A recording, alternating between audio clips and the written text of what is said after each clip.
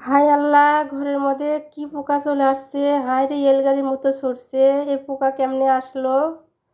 মনে হয় জানালা দিয়ে আসছে। হায় রে, এই পোকা যদি কানের মধ্যে যায় তে অবস্থা কাইল।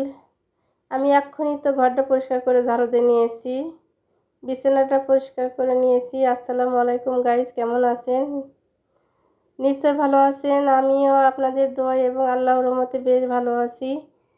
তো এই যে রাতে কাপড়গুলো চাদরগুলো ধুয়ে দিয়েছিলাম, আর বিশেষ করে আমি রাতে ধুয়ে দেই। রাতে ধুয়ে দিলে কি হয়, ঘরে একটু রশি টানায় কাপড়গুলো দিলে শুকে যায় সারা রাত ফ্যানের বাতাসে। আর যেহেতু এখন কি বলবো, এই বৃষ্টি এই রোদ, বাইরে কাপড় নাড়ে দেওয়ার কোনো সিস্টেম নাই। আর কাপড় এখন বাইরে দিলেও বাতাসে নিচে পড়ে আরও মেকে যায়। তে আমি কখনো কাপড় বাইরে দেই না, রাতে কাপড়গুলো ধুয়ে দেই। সারা রাত আর কি রশি টানায়া ভিতরেই শুকে যায়। তে যাই হোক, কাপড়গুলো শুকিয়ে গেছে। এখন আমি এই যে সুন্দর করে ভাঁজ করে নিতেছি। আর ভিডিওর শুরুতেই ছোট্ট একটা রিকোয়েস্ট, আমার কলিজার আপু ভাইয়েরা লাইক দিয়ে ভিডিও দেখবেন, ভালো লাগলে অবশ্যই সুন্দর একটা কমেন্ট করবেন। আর আমরা যারা নতুন ইউটিউবার, আমরা সবাই সবার পাশে থাকবো, সবাই সবাইকে সাপোর্ট করব, আমরা সবাই একসাথে এগিয়ে যাব।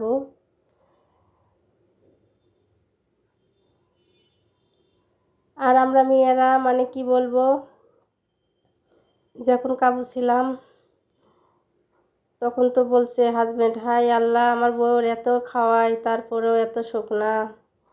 আর এখন মোটা হয়েছি বলে হাই হাই রে, এত মোটা হয়েছে আমার বউ, আমি তো কল্পনাও করতে পারি না। আমার হাজব্যান্ড কাল বলতেছে, হাই হাই রে, আমার বউ এত মোটা হয়ে গেছে। তো কি বলবো, কাবু হলেও দোষ, মোটা হলেও দোষ, ঘর দরজা পরিষ্কার রাখলেও দোষ, নোংরা করলেও দোষ, যে দোষের যেন শেষ নাই। আর আমরা মেয়েরা, আমাদের কোনো স্থায়ী নাই। বাবার ঘরে জন্ম নেওয়ার পরে বিয়ে দিয়ে দেয় পরের ঘরে, পরের ঘরে আসে শ্বশুর শাশুড়ির উপরে ভরসা। তারপরে যখন স্বামীর সংসারে আলাদা হয়ে যায়, স্বামীর উপর ভরসা। স্বামী যদি মারা যায় দেখবেন ছেলে পেলের উপর ভরসা। ভরসা অন্যর উপরেই ভরসা করে থাকতে হয়। তো যাই হোক, আমার মতো এই যে ছোটোখাটো বিজনেস কার কার আছে অবশ্যই কমেন্টে জানাবেন। আমার কিন্তু ছোটোখাটো একটা বিজনেস আছে। আর আমরা নারীরা, আমরা হাজব্যান্ডের পাশাপাশি আমরাও যদি ইনকাম করি তে মন্দ হয় না। আর নিজের ইনকামের টাকা যা খুশি তাই করা যায়, আপনার মনের ইচ্ছা মতো খরচ করা যায়। আর এই যে আমার ছোট্টখাটো একটা বিজনেস আছে, সেই বিজনেস থেকে যে টাকাগুলো যে আর কি বেচার পরে আমি তাড়াহুড়া করে যেভাবে যাই দিছে ওইভাবে জড়ো করে রাখছি, সেগুলো একটু যে গুছিয়ে নিব। আর আমরা মেয়েরা কিন্তু টাকা গুছিয়ে রাখতে বা গুনতে অনেক পছন্দ করি। আর এই যে আমি কিন্তু বারবার টাকা গুনি, তারপরেও আমার কিন্তু ভুল হয়ে যায়। কার কার এমন হয়? আর আমার আপু ভাইয়েরা অবশ্যই বলবেন যে কিসের বিজনেস। আমি তো আগেই বলছি যে আমার হাজব্যান্ডের পাশাপাশি, আমার হাজব্যান্ডও বিজনেস করে, কিন্তু তার পাশাপাশি আমারও ছোটোখাটো একটা বিজনেস আছে। বিজনেসটা হলো, আগে প্রথমে একটা সেলাই মেশিন কিনছিলাম, কিছু কিছু করে টাকা জমায়া হাজব্যান্ডের থেকে কিছু নিয়ে একটা সেলাই মেশিন কেনার পরে আমি সেলাইয়ের কাজ শিখছিলাম। ওখান থেকে সেলাইয়ের কাজ করতে করতে কিছু টাকা গোছ করতে করতে, তো আমার হাজব্যান্ড যেহেতু দোকান আছে, মুদির দোকান, ওখানে আমি প্রথমে দুইটা গ্যাসের বোতল কিনছিলাম। আর গ্যাসের ব্যবসা তো কোনো পরিশ্রম করতে হয় না, গ্যাসের গাড়ি আসে, বোতল খালি বোতল দিয়ে ভরা বোতল দিয়ে যায়, ওখান থেকে বিক্রি করা হয়। আর আস্তে আস্তে মাশাআল্লাহ এখন কিন্তু আমার গ্যাসের বোতল 10টা হয়ে গেছে। তো যাই হোক, আপনাদের দোয়ায় ভালোবাসায় আমার বিজনেসটা কিন্তু অনেক এগিয়ে যেতেছে। আর ওই বিজনেস থেকে আমার প্রতি মাসে 5-10 হাজার টাকা ইনকাম আসে। আর প্রতি মাসে যদি 5 হাজার টাকা ইনকাম আসে, তে বছরে এমনিতে 60 হাজার টাকা। তো একটা মেয়ে মানুষ ঘরে বসে ঘরের কাজকর্ম করে যদি ছোটোখাটো কিছু বিজনেস করা যায় তে ক্ষতি কি? লাভ ছাড়া কোনো ক্ষতি তো আমি দেখি না।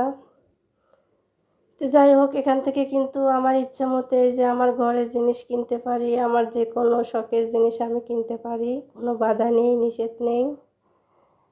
আর টাকাটা আমি এই যে কোথায় রাখি দেখেন, আমার টাকা কেউ খুঁজে পাবে না। এই যে এর ভিতরে যে সোফার যে কভার আছে, সে ফোমের কভারের মধ্যে যে রেখে দিলাম, কেউ খুঁজে পাবে না আমার টাকা। যাই হোক, এখন এই যে এটা কিন্তু বিকেলবেলা আর কি, রাতে সন্ধ্যের দিকে পেয়ারা নিয়েছিল 1 কেজি। আমি আনছি, পেয়ারালাক বলছি যে ভালো দেখে সুন্দর দেখে 1 কেজি পেয়ারা দিতে।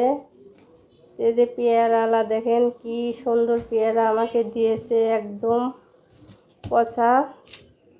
তো যাই হোক, পেয়ারালা যেহেতু আমার দোকানের সামনেই আছে, বললেই চেঞ্জ করে দিবে। 2টা পেয়ারাই নষ্ট বের হয়েছে। আর আমার ছেলের মানে কি বলবো জ্বর, তে বললাম যে ওকে একটু পেয়ারা কেটে একটু লবণ মরিচ দিয়ে মাখিয়ে দেই, ও বসে বসে খাবে, যেহেতু জ্বর, ভাত খায় না।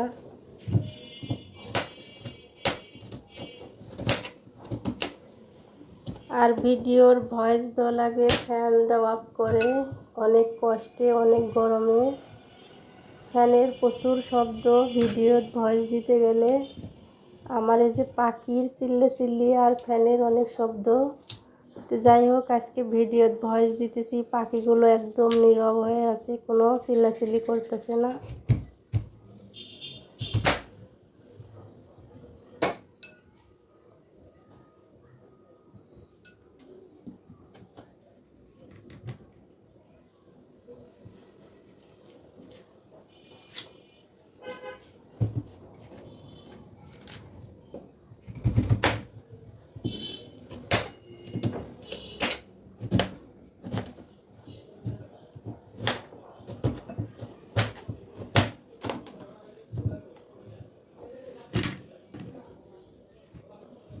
আর আরেকটা কথা আমি চিন্তা ভাবনা করতেছি, আমরা যারা ছোট ইউটিউবার, যারা ঢাকার আশেপাশে আছি, আমরা চাইলে কিন্তু একটা পার্টি বা পিকনিকের আয়োজন করতে পারি। কেমন হয় অবশ্যই কমেন্টে জানাবেন। কেউ যদি রাজি থাকেন বা করতে চান, তাহলে অবশ্যই আমার সাথে যোগাযোগ করবেন। আর এই যে কারেন্টটা চলে গেছে, আমার ছেলেকে খাইতে দিচ্ছি। আর এই যে কারেন্ট আসার পরে আমি অফ ক্যামেরায় কিন্তু এই যে শাকটা ভাজি করে নিচ্ছি, ইয়া শাক কী কয়, পুঁই শাক আর হলে পটল ভাজি করে নিচ্ছি। আর এই যে এটা কিন্তু সকালবেলার ভিডিও, সকালে রান্না করবো। তে রান্না করার আগে কিন্তু ওই যে আমার ছেলে দোকান থেকে একটা রুটি মিশে দিছে, ওর একটা রুটি খাইছে আর আমার জন্য একটা আনছে, যে মা খায় তারপরে রান্না করো। যাই হোক, রুটিটা খাইয়ে পানি খাওয়ার পরে এই যে সকালকার রান্নাটা করে নিতেছি, ভাত হয়ে গেছে। আর এই যে কী বলবো দেখেন, চামচটা ভেঙে ফেলছি, ফ্রিজের মধ্যে থেকে গোস্ত বা মাছ ছাড়াতে গিয়ে এমন মানে ভাবে বরফ জমে গেছে যে কিছুতেই আমি মাছ বের করতে পারছিলাম না। তো ওই চামচ দিয়ে ঘাওয়ায়ে তারপরে মাছও বের করছি, চামচটা আমার ভেঙে গেছে। আর বিশেষ করে এই যে আমার ব্যালকনিতে কয়েকটা গাছ আছে, আমি কিন্তু রান্নার ফাঁকে ফাঁকে কতবার যে আমি এই বারান্দায় আসি, গাছগুলো একটু দেখি, নাড়াচাড়া করি। আমার অনেক ভালো লাগে গাছ লাগাতে, বা গাছ অনেক ভালো লাগে। জায়গা স্বল্পতার জন্য গাছ বেশি লাগাতে পারি না। এই যে ছোট্ট একটা বারান্দায় কয়েকটা গাছ আছে, আর ওই ছাদে কয়েকটা গাছ আছে। তে বাড়িওয়ালা বলতেছে যে ছাদে নাকি কাজ করবে। তে গাছগুলো নিয়ে আমি অনেক টেনশনে আছি, যে গাছগুলো কোথায় রাখবো, যেহেতু ছাদে বলে কাজ করবে। আর এই যে সেদিন কালকে পিঠে বানানোর পরে যে কিছু আটা আমি বেঁচে গিয়েছিলো, ফ্রিজে রাখছিলাম, আজকে একটু বের করে নিলাম, দেখি কী বানানো যায়।